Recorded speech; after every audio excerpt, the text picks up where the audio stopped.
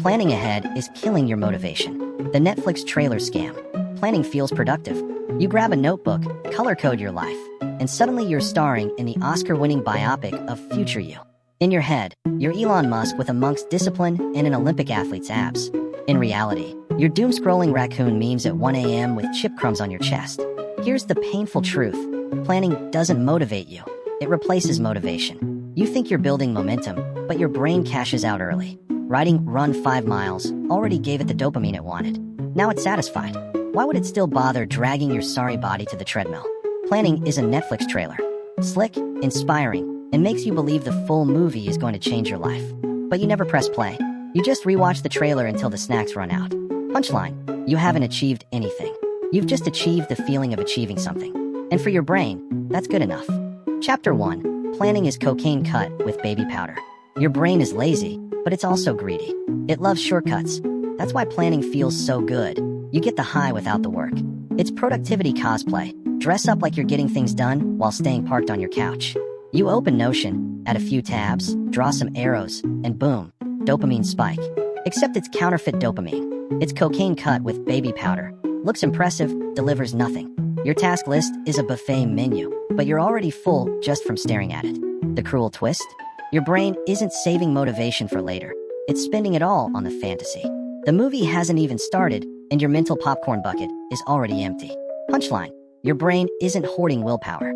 It blew the budget on the trailer. Chapter 2. The cosplay of fantasy you. When you plan, you don't imagine you. You imagine fantasy you, a freak hybrid of Steve Jobs, Buddha, and The Rock. This imposter wakes up at 5 a.m., journals gratitude, drinks kale juice, and still somehow replies to emails with kindness. But the real you? You're Googling, "Can chips be breakfast?" while hitting snooze for the 5th time. Planning is identity fraud. You borrow credibility from your imaginary twin and parade around like you're them. This is why your plan collapses on day 1. Fantasy you never existed. They were just your brain's AI-generated stock photo version of success. Punchline: plans don't fail. They were catfishing you from the start. Chapter 3. Productivity theater. Here's the cruelest joke. The bigger your plan, the less likely you'll move at all. You've seen it. You spend 3 hours designing the perfect Notion template for a project that only takes 1 hour to finish. You're not planning to work. You're planning to avoid work. Your brain loves this theater. 10 steps, 50 bullet points, rainbow sticky notes. It looks like a war room, but it's actually a playground for procrastination. And the bigger your master plan, the scarier it becomes. Suddenly, what could have been a simple task now looks like a mountain designed by Satan's interior decorator. Punchline: you're not planning for success. You're staging a Broadway play called Why I Never Started. Chapter 4. The teddy bear illusion. Here's the secret nobody tells you. Plans aren't about achievement. They're about comfort. A plan is an emotional teddy bear. It whispers, "Don't worry, we wrote it down. We're safe now." And your brain, eternally 5 years old, sucks its thumb and believes it. But safety is a trap.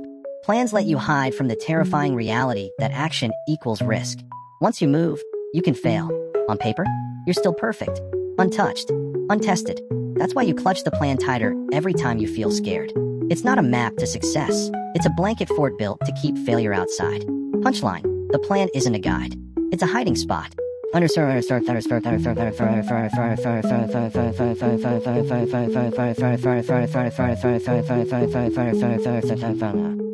underscore underscore underscore. Chapter 5. Shrink the horizon. So how do you break free? Stop drafting architectural blueprints for your imaginary empire. Shrink the horizon until it's stupidly small. Don't plan a marathon. Just put on your shoes. Don't design a week-long diet. Just eat one damn vegetable. Momentum comes from movement, not fantasy. Think of it like a heist. Grab something small, fast, dirty. A micro win your brain can't resist. Once you're moving, motivation finally shows up. Late, sweaty, and annoyed, but there. Punchline: stop being an architect of dreams. Be a back alley burglar of progress. OUTRO, burn the blueprint. The truth is brutal. Planning feels safe, but it's a con. You don't need another 12-step system or pastel sticky notes covering your wall. You need one tiny, ugly, unglamorous action. Because the only thing worse than failing is never even starting. Plans rot in notebooks. Actions stack in reality. And every day you choose planning over action, you're feeding the fantasy you while starving the real you. So burn the blueprint. Leave the trailer. Stop cosplaying as the monk CO athlete version of yourself. Be the messy, clumsy, scrappy burglar who actually gets away with something. Punchline: forget planning. Pull off the crime of progress.